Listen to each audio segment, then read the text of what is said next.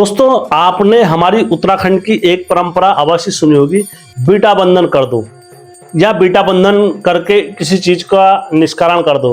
Beta बंधन क्यों होता है, या किसी के घर में कोई कार्य होता है तो बोलते हैं उच्चारण कर दो।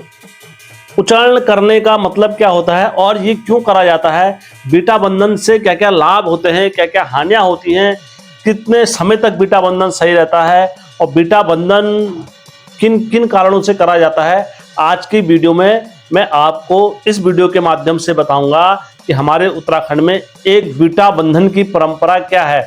नमस्कार दोस्तों, मैं हेमचू पहाड़ी एक बार फिर प्रस्तुत हुआ हूं आप लोगों के समक्ष। यदि आप पहली बार हेमचू पहाड़ी चैनल में आए हैं तो दोस्तों मैं बस आपसे रिक्वेस्ट इतनी करता हूं कि आप वीडियो पूरा देखें। वीडियो पूरा देखने के बाद यदि आपने वीडियो से कुछ ज्ञान लिया हो या कुछ सीखा हो, ईमानदारी के साथ जैसे मैं फिर कार्य करता हूं, आप भी दोस्तों ईमानदारी के साथ चैनल को लाइक करें, सब्सक्राइब करें और अन्य लोगों तक भी जरूर पहुंचाएं और अपने घर के इष्टों का आशीर्वाद मुझे भी दें दोस्तों। तो दोस्तों हमेशा की तरह वीडियो में आगे बढ़ने से पहले चैनल का इंट्रो।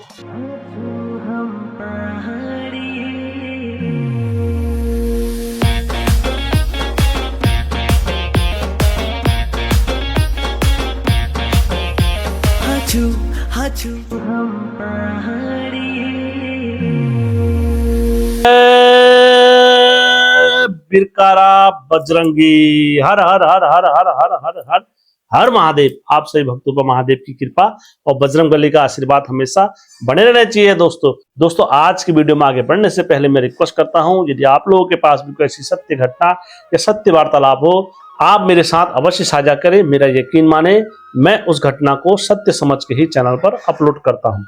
दोस्तों इस वीडियो में मैं जो कुछ भी बोलूंगा उत्तराखंड की लोक मान्यताओं पर, बुजुर्गों की कहावतों पर और किसी भी व्यक्ति विशेष को टारगेट करके मेरा वीडियो बनाने का उद्देश्य कभी नहीं रहा।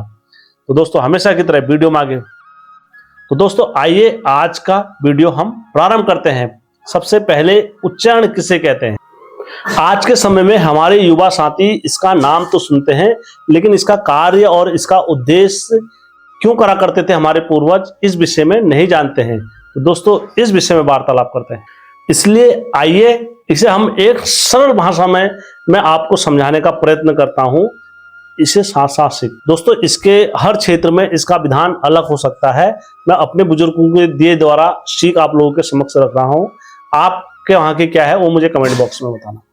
दोस्तों जब भी किसी के घर में कुछ कार्य होता था या कुछ भी देव कार्य या कुछ भी परंपरागत करते हैं तो सबसे पहले बोला जाता है अपने इष्ट देवता, अपने ग्राम देवता, अपने भूमिया देवता, अपने पितरों के नाम से, किसी के नाम पर भी या अपने मकुटियों के नाम पर कोई भी समस्या, बड़ी से बड़ी समस्या को एक उच्चारण के माध्यम से टाला जाता था। दोस्तों पहले से बोला करते थे जब भी कोई आपके घर में कोई शुभ कार्य होने जा रहा है, जैसे कोई विवाह कार्य होने जा रहा है या गृह प्रवेश होने जा रहा है या आपके घर में कोई बच्चों का नामकरण या कुछ ऐसी चीजें होने जा रही है या आप कोई नई गाड़ी लेने जा रहे हो या अपने घर की भूमिया की आप नींव रख रहे हो या अपना कोई भी शुभ कार्य कर रहे हैं, तो इस अवस्था में क्या होता था, सबसे पहले अपने कुल देवताओं को याद करा जाता था।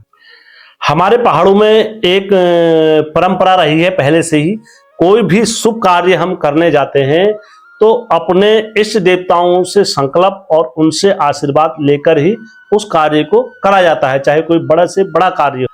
जब कभी भी हम बीटा बंधन या कोई चीज ऐसी करते हैं तो इसका मतलब ये नहीं होता है कि देवताओं को हम किसी चीज से वो कर रहे हैं, भूल रहे हैं।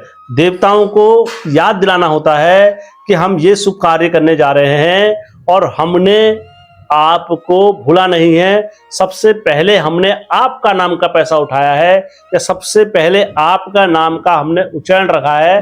तो उससे क्या होता था, देवताओं को ये पता रहता था कि इन्हें हमको याद कर लिया है।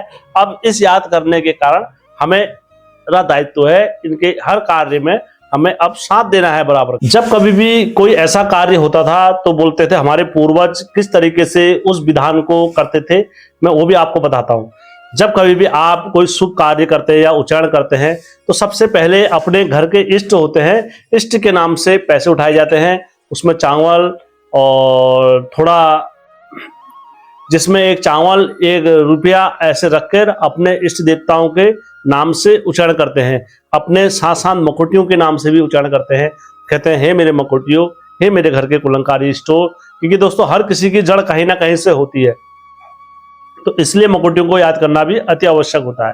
तो उस टाइम पर उनको याद करना जाता है और उनसे कहते हैं हे प्रभु, संकल्प लेते हैं मनी मन में, जब भी हमारा ये कार्य सफल होगा या जब भी हमारा इस कार्य को हम संपन्न करेंगे, तो हमारे इष्ट देवताओं को और जो भी हम जहां जहां तुम्हारा मंदिर होगा, जिस स्थान पर तुम्हारा होगा, हम तुम्हारे इस भेंट पकोड़ को वहीं पर तुम्हें स्वीकृत चढ़ाने आएंगे, प्रसाद भेंट पकोड़ा चढ़ाएंगे।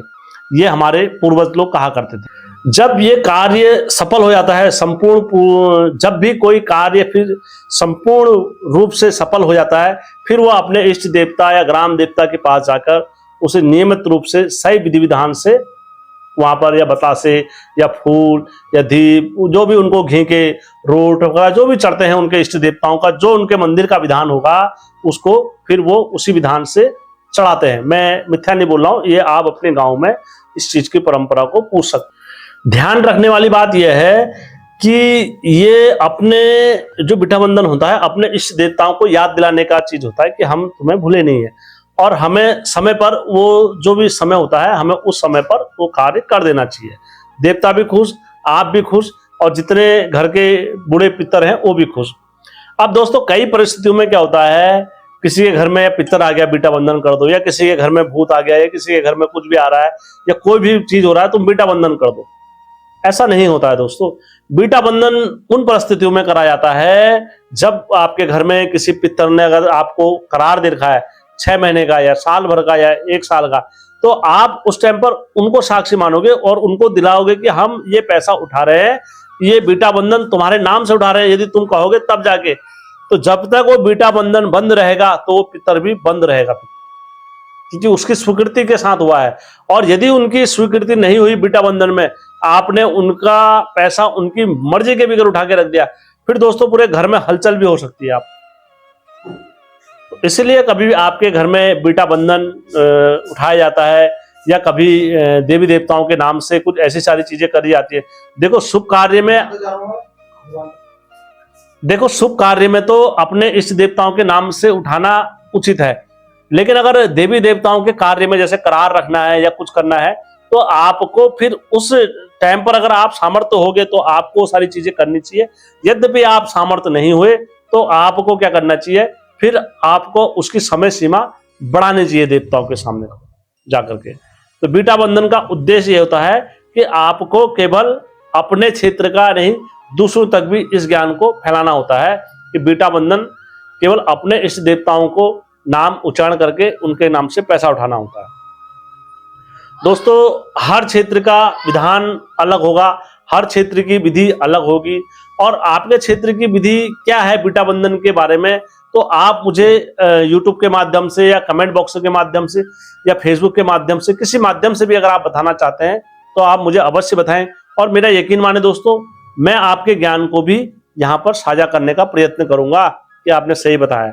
दोस्तों वीडियो अच्छा लगा होगा तो दोस्तों आप मुझे कमेंट बॉक्स के माध्यम से जरूर बताना, क्योंकि आपका कमेंट ही मुझे मोटिवेशन देता है। और एक कलाकार के लिए इससे ज्यादा कोई खुशी की बात नहीं होती है कि उसकी ऑडियंस उसकी वीडियो को पसंद कर रही है या उसके ऑडियंस उसके दिए हुए ज्ञान को ग्रहण कर रही है, और आपको रियल में उस चीज का वैल्यू पता होगी, तो आप अवश्य मेरे चैनल को फिर लाइक भी करोगे, सब्सक्राइब भी करोगे, अन्य लोगों के साथ शेयर भी करोगे। तो दोस्तों वीडियो अच्छा लगा होगा, सबके साथ शेयर अवश्य करना, और ये मत भूलना ये ज्ञान हमारे उत्तराखंड का ज्ञान है, इसे हर घर तक पहुंचाने का उत्तरदायित्व आपका है। जय उत्तराखंड, जय देवभूमि।